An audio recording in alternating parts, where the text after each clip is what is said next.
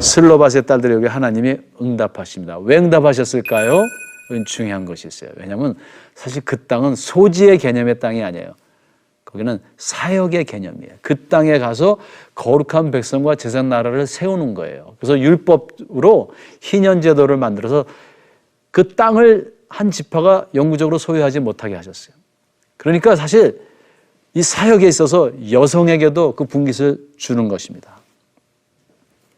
그런데요, 사실은 이 슬로밧의 요청이 정말 영구적으로 확정된 것은 두 번째 슬로밧의 딸들의 이야기에서 우리가 살펴볼 수 있어요. 그것은 36장 1절부터 12절. 오늘 바로 이 민수기의 결론 이야기, 마지막 장 이야기입니다. 여기 보면요, 슬로밧의 딸들에게 대한 여호와의 명령이 이러하니라. 그렇죠? 이르시되 슬로밧의 딸들은 마음대로 시집가려니와 오직 그 조상 지파의 가족애로만 시집갈지니 그리하면 이스라엘 자손의 기업이 이 지파에서 저 지파로 옮기지 않고 이스라엘 자손이 다 각기 조상 지파의 기업을 지킬 것이라. 자, 이게 무슨 말이냐면 존 H.C. 해머라는 아주 유명한 구약학자가 있습니다. 미국 트리니티 신대원의 구약학 교수셨는데 지금은 은퇴를 하셨어요. 근데 이분은요, 이 본 섹션이 자연스럽게 민수기 17장에 슬로밧의 이야기가 기술되어 있죠. 그죠? 그것에 이어서 이 마지막 장인 36장에 슬로밧의 이야기가 다시 등장하는 것은 첫째, 이 민수기 마지막 장들에서 다루어지고 있는 그 지파 간의 땅 분배 문제를 완성하는 것이다. 왜냐하면 지금 이 슬로밧의 딸들에게 땅을 준다는 건 27장에서 해결됐어요. 근데 사람들이 와서 컴플레인을 하는 거예요. 와서 불평합니다. 아니, 만약에 슬로밧의 딸들이 유다 지파 남자들하고 결혼을 하면 어떻게 됩니까? 그 여자들이 상속한 땅이 누구의 땅이 돼요? 유다 지파의 땅이 되죠. 여러분들, 이스라엘 12지파 중에 제일 인기가 많은 청년들이 어디였을까요? 유다 청년들이었어요. 그렇죠? 오늘날로 말하자면 유다 지파가 가장 강성하고 그래서 그 청년들이 능력이 있게 보이는 거예요. 그러니까 아마 슬로밧의 딸들도 우리는 결혼을 하면 유다 지파의 청년들과 결혼했으면 좋겠다 이렇게 생각했을 거예요. 그러니까 지금 장로들이 나와서 이야기하는 거예요. 다른 지파 사람들이 와서 지금 항의를 하는 거예요. 아니, 슬로밧의 딸들에게 땅을 주면은 그래서 다른 지파 남자들하고 결혼을 하면은 혹시 유다 지파 남자들하고 결혼을 하면은 그렇지 않아도 유다 지파는 땅이 많은데 유다 지파만 땅이 더 커지는 거 아닙니까? 이렇게 컴플레인을 했다라는 거예요. 그 문제를 해결하기 위해서 지금 36장에 슬로밧의 딸들의 이야기를 기록하고 있다. 둘째, 그 섹션들을 긍정적인 언급으로 마무리하는 히브리 성경의 관례를 반영한 것이다. 히브리 사람들은 글을 쓸 때 마지막에 항상 그 문제를 해결하는 글을 거기다 쓴다라는 거예요. 그러니까 슬로밧의 딸들의 이야기가 36장에서 그 민수기의 땅의 분배 문제를 온전하게 해결한다 그런 말이에요. 자, 그렇지만요, 우리가 여기서 특별히 주목할 것은요, 이 도표를 보면은 전체 문학적 구조가, 이 전체 단위가 처음부터 지금 슬로밧의 딸들의 상속에 지금 집중하고 있다는 거예요. 그것을 주목하고 있다는 것입니다. 자, 거기에 보면요, 첫째, 길르앗, 이 두 번째 이야기에 보면 길르앗이라는 지파의 두령들이 나옵니다. 그래서 슬로밧 딸들이 상속할 경우 다른 지파에 시집가면 그들의 기업이 줄어들고 다른 지파는 더 커집니다. 이러한 항의를, 문제점을 제시합니다. 슬로밧의 딸들의 결혼으로 넘어간 기업은요, 희년에 다른 지파에 영구적으로 구속되게 되어 있어요. 그게 무슨 뜻을 의미하냐면은 희년이라는 게 있습니다. 희년은 뭐냐면 자기가 받은 땅 외에 다른 땅을 자기가 샀을 경우에 희년에 다시 돌려줘서 그 지파에 머물게 하는 거예요. 그죠? 그런데 슬로밧의 딸들은, 그죠? 만약에 이 딸들이 유다 지파로 가서 시집을 가면 돌려줄 때가 유다 지파예요. 유다 지파만 커지는 것이죠. 이런 문제가 생긴다라는 것이에요. 하나의 해결책을 주신다 이렇게 말씀하십니다. 그러면 이렇게 하라.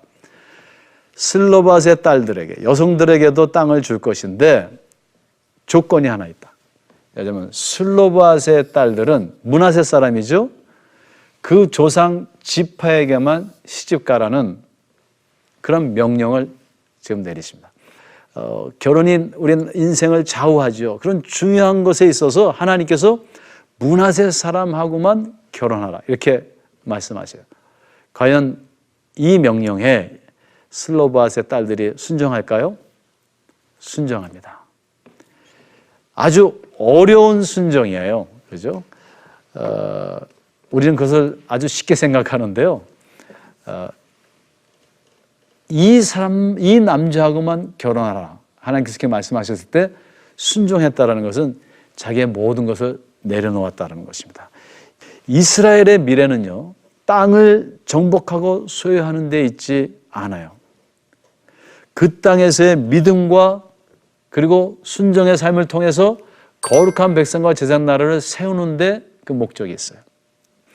민수기는 그 맺는 말에서 이 마지막 장에서 슬로바앗의 딸들이 하나님의 말씀대로 그 아비의 형제의 아들들에게로 시집을 갖고 이렇게 기록하죠. 그 아비 형제의 아들들에게로 시집을 갖고 그들이 요셉의 아들 므낫의 자손의 가족에게 시집 간 거로 그 기업이 그 아비 가족의 지파에 여전히 있더라. 이렇게 마무리하고 있습니다. 사랑하는 성도 여러분들, 또 사랑하는 시청자 여러분들, 파란만장했던 길고 고된 메마른 광야의 여정이 종착에 이르렀습니다. 뒤를 이렇게 돌아보면요, 잃어버린 것들도 있고요, 우리가 인생을 돌아보면은 아쉬운 것들도 있고 후회되는 것들도 꽤 많습니다. 광야에서의 그 40년 생활을 한번 회고해 보면요, 불신, 반란, 배교, 음란, 피 흘림, 그런 것들로 부정으로 얼룩져 있습니다. 방황의 40년이었어요. 그 광야에서는 감당할 수 없는 그 하나님의 엄청난 기적과 은혜를 체험했는데도요, 또 자연을 초월한 그의 인도하심이 있었는데, 그렇게도 고갈되고 궁핍된 것도 아니었는데요, 못 먹어서 죽은 일도 없었어요. 헐벗은 적도 없었어요. 불기둥과 구름기둥을 따라 정말 장엄한 진군을 했고 그들을 인도하는 위대한 모세와 아론이 있었어요. 그런데도 불구하고 도대체 왜 이스라엘은 약속의 땅을 그 바로 눈앞에 두고 그 9세대가 한 줌의 먼지로 비참하게 소멸되고 또 그곳에서 사라졌던 것일까요? 왜 그들은 광야에서 실패했던 것일까요? 그것은요, 빈곤도 배고픔도 연병도 아니었습니다. 더 나아가 율법의 어김도 아니었어요. 그것은요, 근본적으로 하나님에 대한 불신이었습니다. 만나도 메추라기도 바위의 샘물도 이스라엘의 실패를 소망으로 전환시키지 못했어요. 하나님께서 직접 그들을 인도하셔도 그들은 하나님의 인도하심을 느끼지 못했어요. 광야의 삶이 요구하는 가장 본질적인 것은 따라서 무엇이냐면요, 정결과 믿음과 순종입니다. 그렇죠? 이스라엘의 광야에서 망한 것은 부정과 불신과 불순종 때문이었어요. 따라서 우리가 이 세상을 살아가면서 우리에게 가장 중요한 것이 무엇일까요? 그렇죠? 하나님의 백성들의 정결, 믿음, 순종입니다. 민수기와 같은 대걸작이 문맥을 벗어난 것 같은 이 슬로바앗의 딸들의 상속 문제로 마무리되는 것은 아이러니가 아닐 수 없습니다. 독자는요, 민수기를 통한 하나님의 말씀, 그 마지막 장에서 보다도 거창스럽고 아주 웅장한 아니면 심오한 신학적 클라이막스를 기대했을 것입니다. 그러나 그러한 기대는 어긋나죠.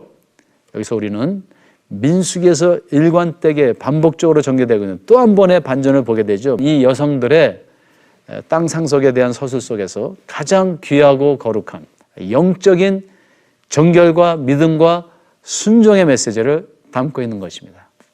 민수기는 우리가 그분의 임재를 실제로 경험하며 이 광야 같은 세상에서 실패를 소망으로 전환시킬 수 있는 유일한 길은 오직 그리스도의 보혈로 정결하며 우리의 현 상황에서 그의 말씀을 믿고 순종하고 따르는 것임을 명시하고 있습니다. 이 광야 같은 세상에서 우리 함께 행군할 수 있기를 주님의 이름으로 축원드립니다. 여태까지 지금까지 12번을 걸쳐서 우리 민수기의 광야의 이야기를 시청해 주신 우리 모든 우리 시청자 여러분들 정말 감사합니다. 주 안에서 늘 승리하시고 행복하시기를 바랍니다. 감사합니다.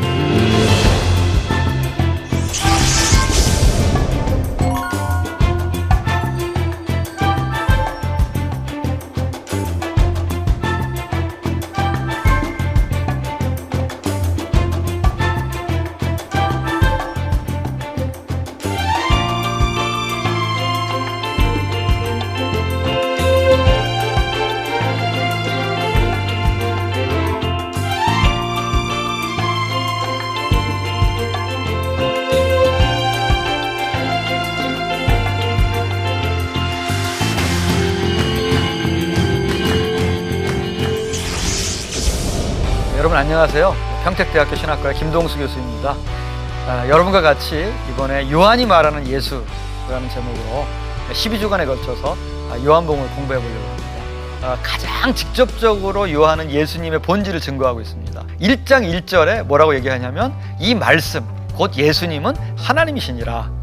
이렇게 예수 신성을 증거하고 있습니다. 또 그 예수님이 개인과 또 세심하게 만나면서 깊은 대화를 하는 장면이 많이 나옵니다. 이런 예수님을 여러분 요한복음 공부를 하면서 한번 만나시기를 바라겠습니다. 감사합니다.